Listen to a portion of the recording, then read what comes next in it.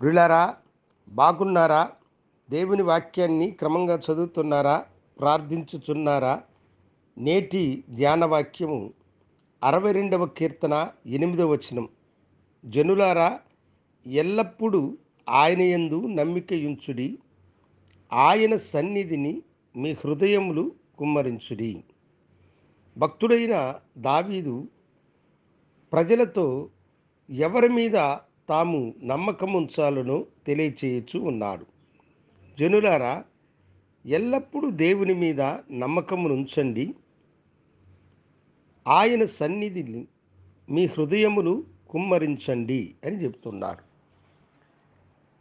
మనం అనేక సార్లు అధికారుల మీద, రాజుల మీద, మనుషుల మీద, అధికారంలో ఉన్న వారి మీద నమ్మకాన్ని ఉంచుతూ ఉంటాం.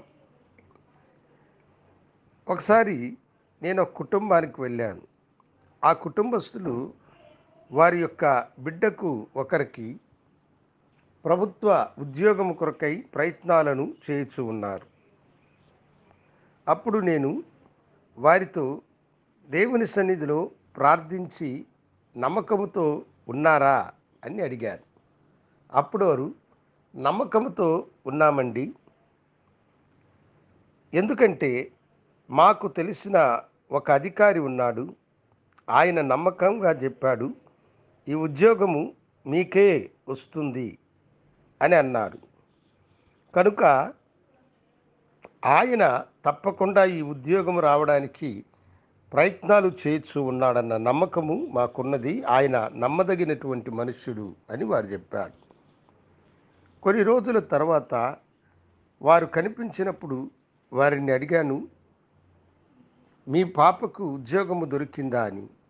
అప్పుడు ఆయన అన్నాడు, ఆ దుర్మార్గుడు మాకంటే ఎక్కువ డబ్బు ఇచ్చేవారిని నమ్మి వారికి ఆ పనిని వచ్చేటట్లుగా చేశాడు, కానీ మాకు ఆ పని రాలేదండి, ఆ ఉద్యోగం దొరకలేదండి అని చెప్పాడు.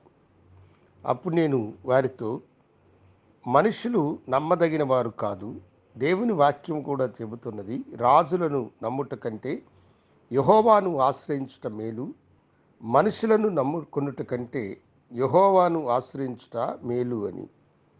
కనుక మీరు అధైర్యపడకండి, దేవుడు తప్పక మీకు సహాయము చేస్తాడు, ఆయన సన్నిధిలో మీ హృదయమును కుమ్మరించండి అని చెప్పి వారితో కూడా ఏకీభవించి ప్రార్థించాను.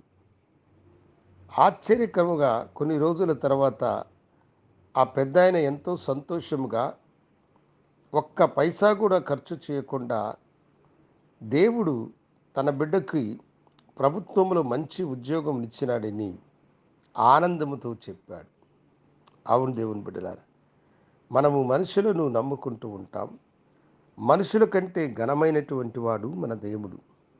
ఆయనను నమ్ముకొనుడి, ఆయన మీద ఎల్లప్పుడూ నమ్మకాన్ని ఉంచండి, ఆయన సన్నిధిని మీ హృదయంలోను కుమ్మరించినట్లయితే మీరు అడిగేదేమిటో తప్పక ఆయన దానిని మీకు అనుగ్రహిస్తాడు. ఆయన యందు నమ్మకం ఉంచిన వారు ఎప్పుడు కూడా సిగ్గుపరచబడరు.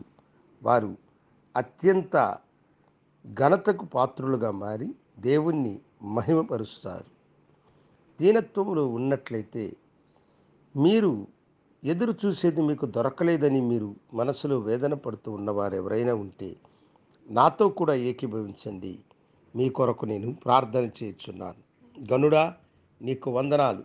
నీ బిడ్డలు నీ సన్నిధిని చూసి మొరపెట్టినప్పుడు వారి మొరలను ఆలకించి వారి నమ్మకమును ప్రభా మీరు ఆశీర్వదించి బిడ్డలు అడుగు వాటిని అనుగ్రహించి దీవించమని నీ కృపాకరములకు వారిని సమర్పించుకుంటూ యేసునామమున అడిగి వేడుకొంచున్నాము తండ్రి. ఆమేన్. శుభోదయం. ప్రభు మిమ్మలను దీవించునుగాక. ఆమేన్.